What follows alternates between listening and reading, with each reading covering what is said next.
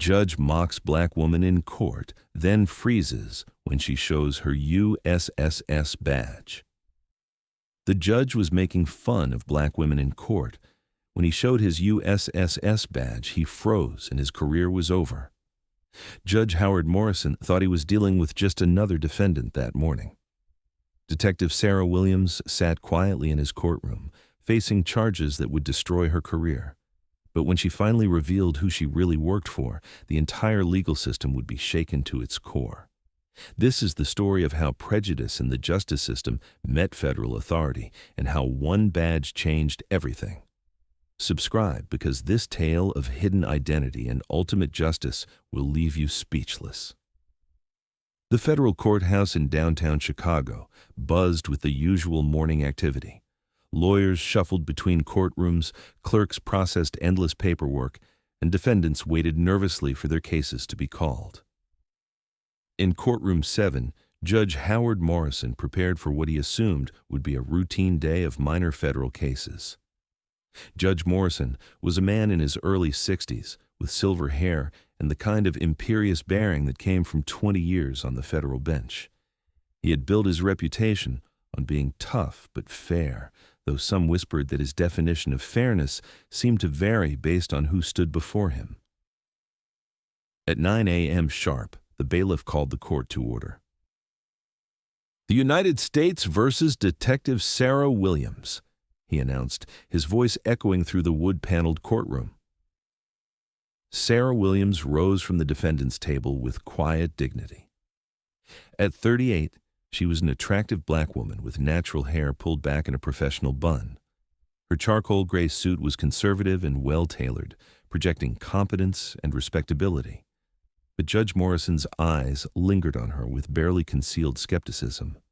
The charges were serious: alleged misconduct in the execution of a federal warrant, excessive force, and obstruction of justice.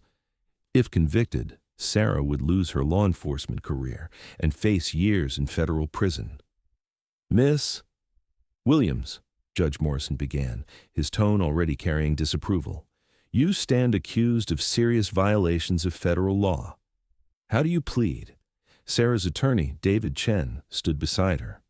He was a respected criminal defense lawyer who specialized in law enforcement cases, but even he seemed nervous about the charges his client faced. "Not guilty, Your Honor," Sarah replied clearly, her voice steady despite the gravity of the situation. Judge Morrison leaned back in his chair, studying Sarah with undisguised contempt. "Another police officer claiming innocence," he muttered, just loud enough for the courtroom to hear. "How original." David Chen immediately stood. "Your Honor, I object to the court's editorial comments. My client deserves a fair hearing based on evidence, not prejudicial remarks." "Overruled," Morrison snapped. "I've been dealing with corrupt cops for 20 years, Counselor. They all claim innocence until the evidence proves otherwise." Sarah remained composed, but her jaw tightened slightly. She had faced prejudice throughout her career, assumptions based on both her race and her gender, but having it come from a federal judge was particularly galling. The prosecutor, Assistant U.S. Attorney Michael Torres, opened with a damning narrative. According to his version of events, Detective Williams had exceeded her authority during a multi-agency raid, used unnecessary force against suspects, and then attempted to cover up her actions. "The evidence will show," Torres declared, "that Detective Williams believed she was above the law, that her badge gave her the right to act with impunity against citizens she was sworn to protect." As Torres spoke, Judge Morrison nodded approvingly, occasionally glancing at Sarah with obvious disdain. His body language made his opinion clear. He had already decided she was guilty. Sarah's attorney requested a brief recess to confer with his client, but Morrison denied it curtly. "We'll proceed without delays, Counselor. The court's time is valuable, even if your client's apparently isn't." The insult hung in the air like smoke. Several spectators in the gallery shifted uncomfortably, recognizing the inappropriate nature of the judge's comment. But Morrison seemed oblivious to his own bias, secure in his authority and convinced of his own righteousness. As the prosecution continued presenting their case, Judge Morrison's bias became increasingly apparent. He interrupted Sarah's attorney repeatedly, sustained nearly every prosecution objection, and made disparaging comments about corrupt law enforcement that were clearly directed at the defendant. "Your Honor," David Chen said during a particularly egregious interruption, "I must object to the court's obvious prejudice toward my client. Judge Morrison is making comments that suggest he's already reached a verdict." Morrison's face flushed with anger. "Are you accusing me of bias, counselor?" "I'm asking the court to maintain judicial neutrality as required by federal law," Chen replied carefully. "Don't lecture me about the law," Morrison snapped. "I've been on this bench longer than you've been practicing." "I know a guilty defendant when I see one." The statement sent shockwaves through the courtroom. Even the court reporter looked up with surprise. Judges were required to maintain neutrality until all evidence was presented and deliberations completed. Sarah watched the exchange with growing concern. She had seen judicial bias before, but Morrison's behavior was so blatant it bordered on misconduct. His prejudice seemed to stem from two sources: her race and his apparent belief that all police officers charged with crimes were automatically guilty. The prosecution called their first witness Agent Robert Martinez from the FBI's Chicago field office. Martinez had been present during the multi-agency raid that led to the charges against Sarah. "Agent Martinez," the prosecutor began, "please describe Detective Williams's behavior during the operation." "She was professional throughout," Martinez replied, his testimony immediately contradicting the prosecution's narrative. Detective Williams followed protocol and showed restraint even when the situation became tense. Judge Morrison leaned forward, clearly displeased with this testimony. "Agent Martinez, are you certain about your recollection? Sometimes witnesses misremember events to protect fellow law enforcement officers." The implication was clear and inappropriate. Martinez looked stunned. "Your Honor, I'm testifying under oath about what I personally observed. Detective Williams's conduct was exemplary." "We'll see about that," Morrison muttered, making notes that suggested he was dismissing the FBI agent's testimony. David Chen stood again. "Your Honor, I move for a mistrial based on judicial misconduct. The court is clearly biased against my client and refusing to consider exculpatory evidence." "Motion denied," Morrison said without hesitation. "This court will not be intimidated by defense attorneys trying to deflect from their clients' crimes." Sarah had remained silent throughout these exchanges, but her composure was beginning to crack. She had dedicated her career to upholding the law, only to find herself facing a judge who seemed determined to convict her regardless of evidence. During a brief recess, Chen pulled Sarah aside. "This is bad, Sarah. Morrison has clearly made up his mind. We need to consider our options." "What options?" Sarah asked quietly. "We could request a different judge, file an emergency appeal, or—" Chen paused, studying his client's face. "Sarah, is there anything about your background that might change the dynamic here? Any credentials or authority that might make Morrison reconsider his behavior?" Sarah was quiet for a long moment. She had kept her federal credentials secret for good reason. Her work required discretion and anonymity. But watching Morrison's prejudice play out in open court was testing her resolve. "David, if I reveal certain information about my employment, it can't be undone. Are you sure we need to go nuclear?" Chen looked confused by her phrasing, but nodded. "Morrison is railroading you. If you have anything that might level the playing field, now might be the time." As they returned to the courtroom, Sarah made a decision that would change everything. She reached into her jacket pocket and felt the leather folder containing credentials that carried the weight of federal authority. For years, she had worked undercover, using her position as a local detective as cover for her real job protecting national security. When court resumed, the prosecution called their star witness, Detective Frank Romano, Sarah's former partner who had agreed to testify against her in exchange for immunity. Romano took the stand with obvious reluctance, avoiding eye contact with Sarah. "Detective Romano," the prosecutor began, "you worked closely with Detective Williams. Did you observe any pattern of excessive force or misconduct?" Romano shifted uncomfortably. "Sarah, Detective Williams was always professional in my experience. She followed protocols and—" Judge Morrison interrupted impatiently. "Detective Romano, you're under oath. Did the defendant engage in the misconduct described in the charges or not? The question was inappropriate, leading and pressuring the witness to give specific testimony. Romano looked trapped between his honest assessment and the deal he'd made with prosecutors. Your Honor, Detective Williams sometimes took initiative in difficult situations, Romano said carefully. Morrison leaned forward eagerly. Initiative? You mean she exceeded her authority? David Chen shot to his feet. Objection? The court is leading the witness in putting words in his mouth. Overruled, Morrison snapped. The witness will answer the question. Sarah watched this judicial misconduct with growing anger. Morrison wasn't just biased, he was actively helping the prosecution by intimidating witnesses and leading testimony. Detective Romano, Morrison continued, in your opinion, did Detective Williams believe she was above the law? It was an outrageous question that called for speculation rather than factual testimony. Romano looked desperately uncomfortable as he searched for an answer that wouldn't completely betray his former partner. She was dedicated to her job, he said weakly. That's not what I asked, Morrison said sharply. I asked if she thought she was above the law, yes or no. The courtroom fell silent.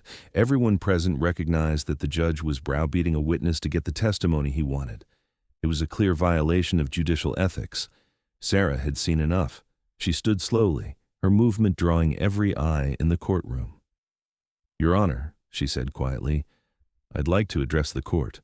Morrison looked annoyed by the interruption. Miss Williams, you'll have your chance to testify when your attorney calls you as a witness. With respect, Your Honor, this isn't about testimony. This is about jurisdiction. The word jurisdiction seemed to catch Morrison off guard. What are you talking about? Sarah reached into her jacket pocket and withdrew a leather credential folder. She opened it deliberately, revealing a badge and identification that made the bailiff step forward to get a better look. Your Honor, I am Special Agent Sarah Williams of the United States Secret Service, currently assigned to the Presidential Protection Detail. The courtroom erupted in gasps and whispers. Judge Morrison's face went white as the implications hit him like a physical blow. I've been working undercover for the past 3 years, Sarah continued, her voice steady and authoritative, using my position as a Chicago detective as cover for federal security operations. The raid in question was a joint operation with FBI counterterrorism, and my actions were taken under direct orders from the Secret Service. Morrison sat frozen, his mouth slightly open. The federal charges against Sarah suddenly took on an entirely different complexion. If she was acting under Secret Service authority, the entire case might be baseless.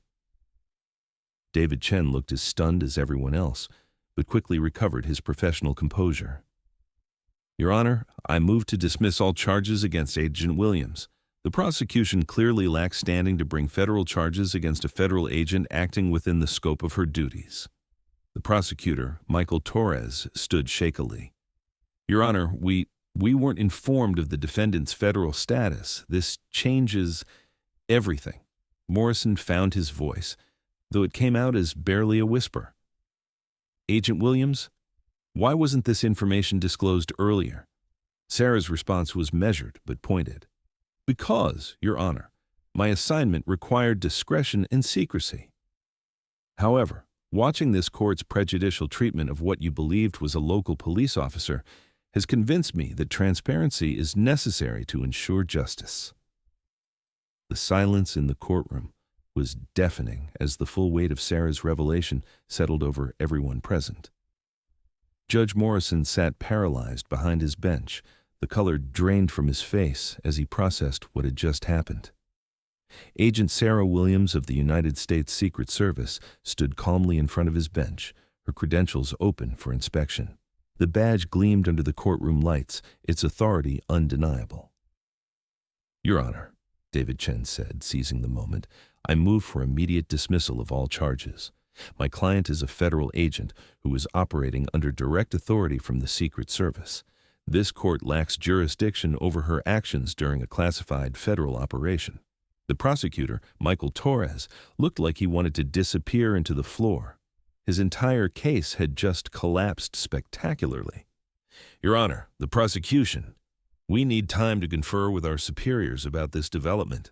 Morrison finally found his voice, though it cracked slightly. Agent Williams, this is highly irregular. Why wasn't your federal status disclosed during pretrial proceedings? Sarah's response was delivered with the quiet authority of someone who had spent years protecting the highest levels of government. Your Honor, my undercover assignment is classified.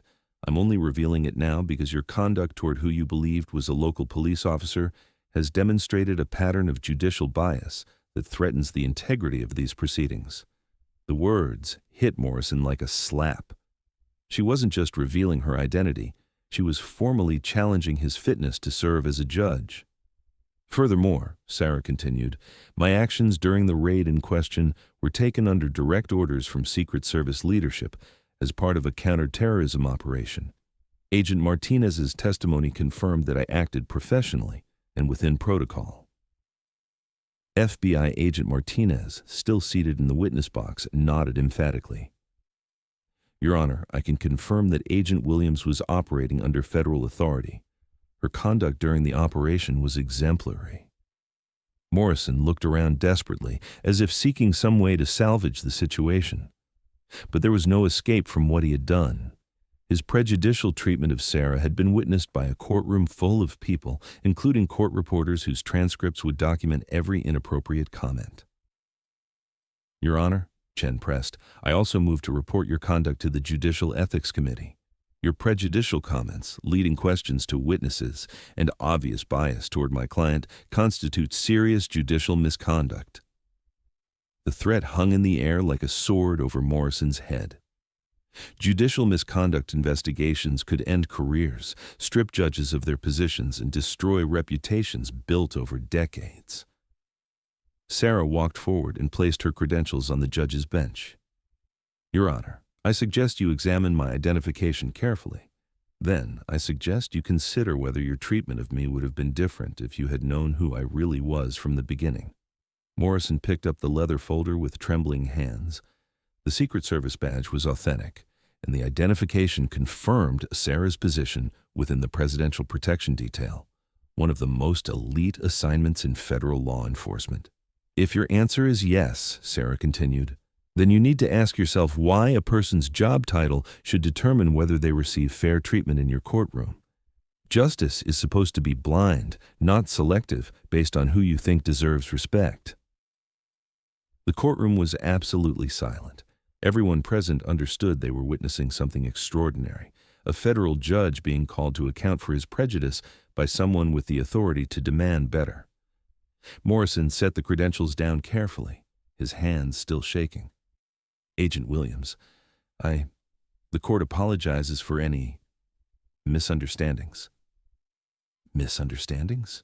Sarah's voice carried a dangerous edge. Your Honor, you made prejudicial comments about my guilt before hearing evidence. You intimidated witnesses to get the testimony you wanted. You denied legitimate defense motions and showed clear bias throughout these proceedings. Those aren't misunderstandings, they're violations of your oath of office. The bailiff stepped forward nervously, unsure whether he should intervene in what had become a confrontation between a federal judge and a Secret Service agent. But Sarah wasn't finished. I've spent my career protecting the Constitution and the rule of law. Watching you trample both in service of your own biases has been one of the most disturbing experiences of my professional life. Morrison looked around the courtroom, seeing his career dissolving before his eyes. Agent Williams, surely we can resolve this matter quietly? No, Your Honor. This matter will be resolved publicly through the proper channels with full accountability for your actions. Sarah picked up her credentials and returned them to her jacket.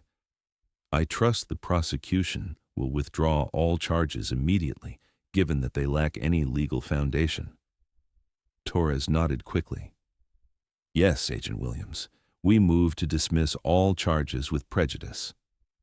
Motion granted, Morrison whispered, his voice barely audible. Within hours of Sarah's courtroom revelation, news of the incident began spreading through legal and law enforcement circles.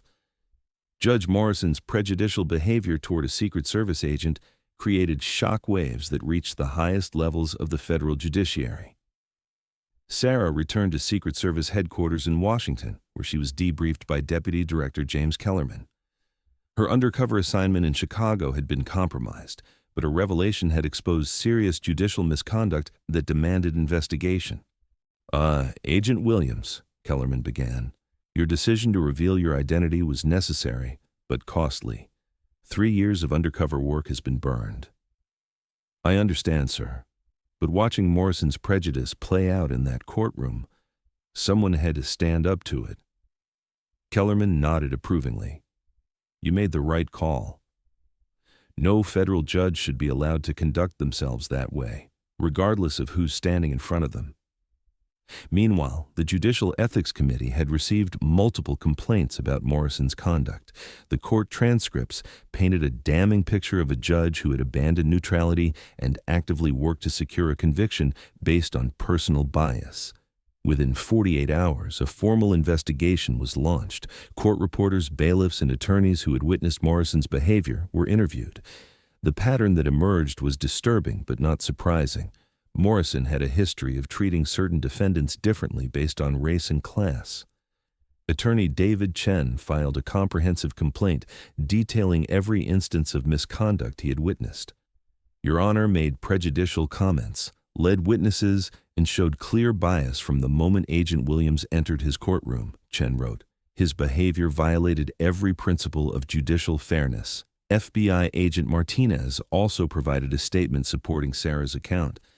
Judge Morrison's comments about corrupt cops and his assumption of guilt before hearing evidence showed he had prejudged the case, Martinez testified. The investigation expanded beyond Sarah's case. Court records were reviewed, revealing a pattern of harsher sentences for defendants of color and more lenient treatment for white defendants facing similar charges. Statistical analysis showed disparities that couldn't be explained by case factors alone. Former defendants began coming forward with their own stories of Morrison's bias.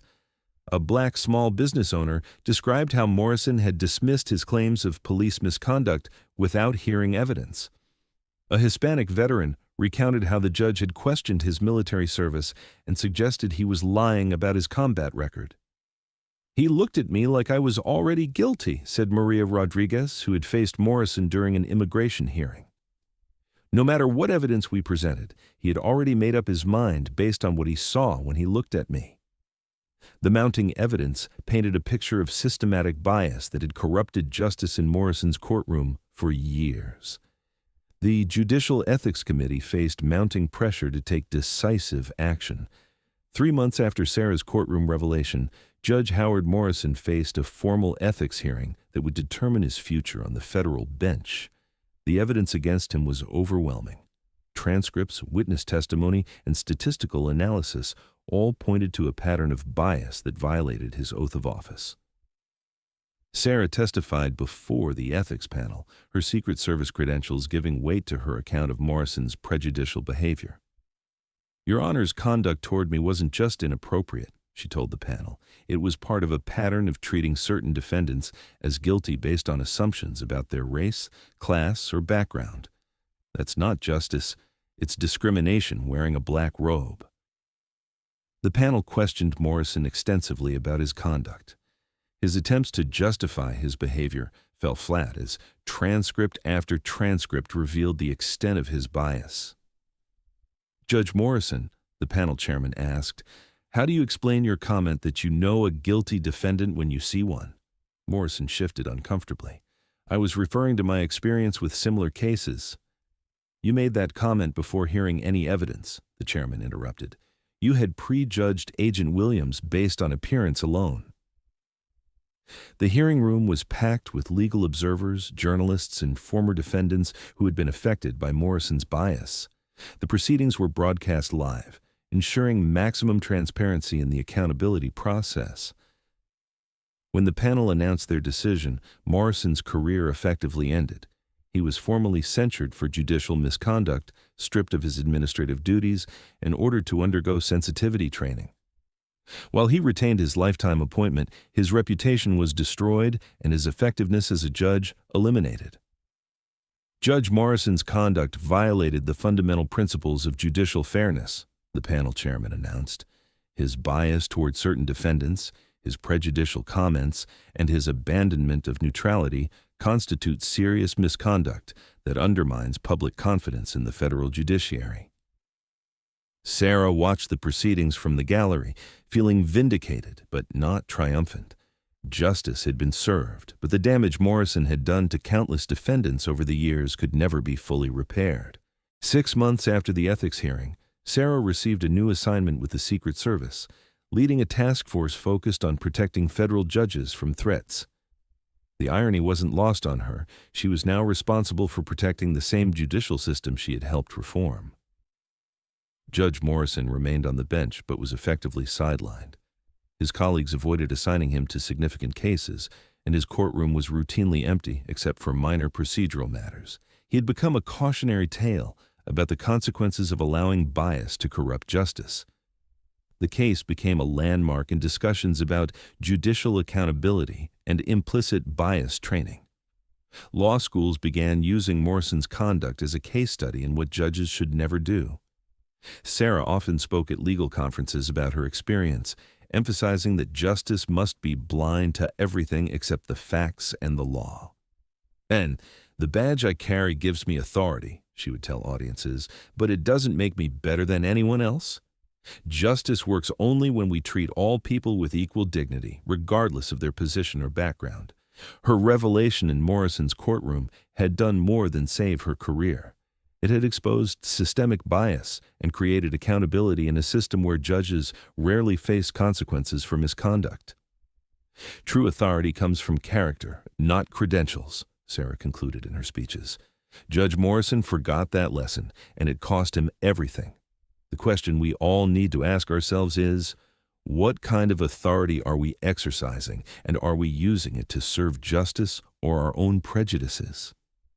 This story reminds us that justice delayed by prejudice is justice denied, but when someone with real authority stands up for what's right, even corrupt systems can be forced to change.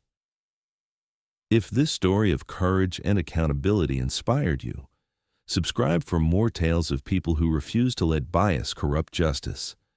Turn on notifications because these stories of hidden strength and ultimate vindication prove that truth and character always triumph over prejudice and power.